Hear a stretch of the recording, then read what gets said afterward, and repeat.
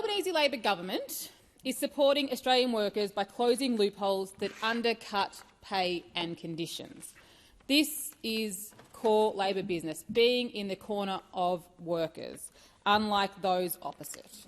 We were elected on a pledge to get wages moving again after a decade where those opposite had a deliberate design feature of keeping wages low. Last year's Secure Jobs Better Pay legislation was about raising the floor to improve working conditions and get wages moving again.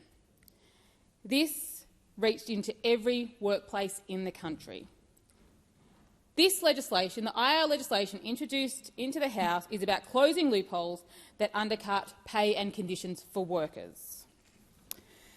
Most workers will be unaffected by what happens this year, but for those who are affected, this will be life-changing. I am not sure why those opposite support not closing these loopholes, why they don't want to close these loopholes.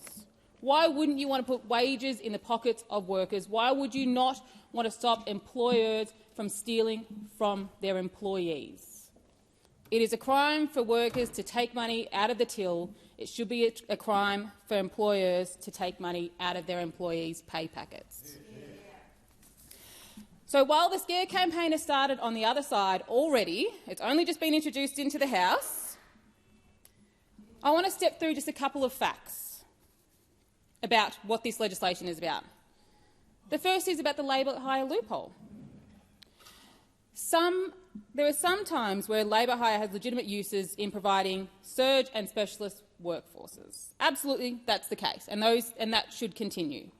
What we're concerned about is the labour hire loophole which companies deliberately use in order to undercut agreements they've already made with their workers.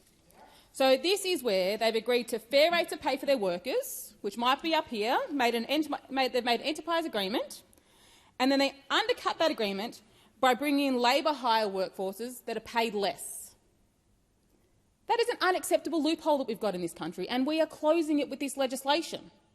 Unacceptable loophole. Casual workers. We're standing up for casual workers who want to become permanent employees.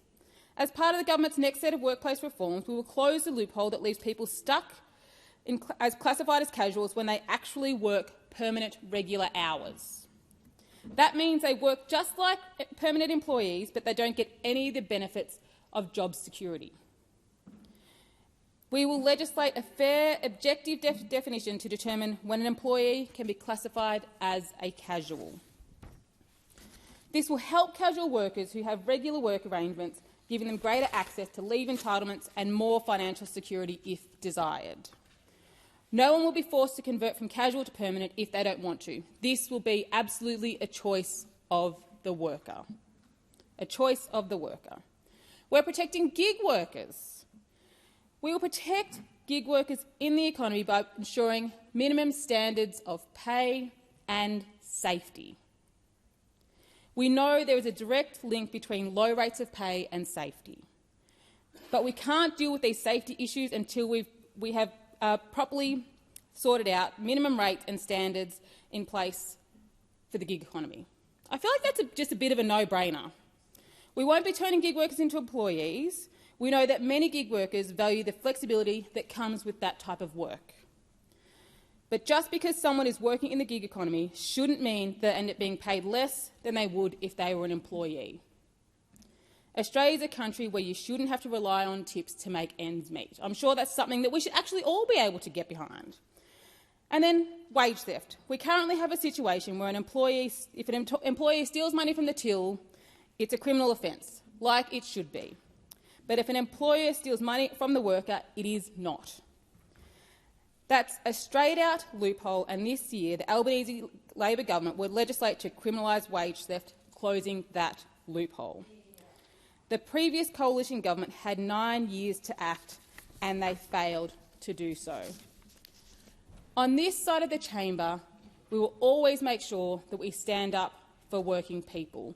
We want to make sure that we get wages moving again and improve the productivity of our economy. The IR legislation that was introduced into the House will do just that. Make no mistake, Labor will always be on the side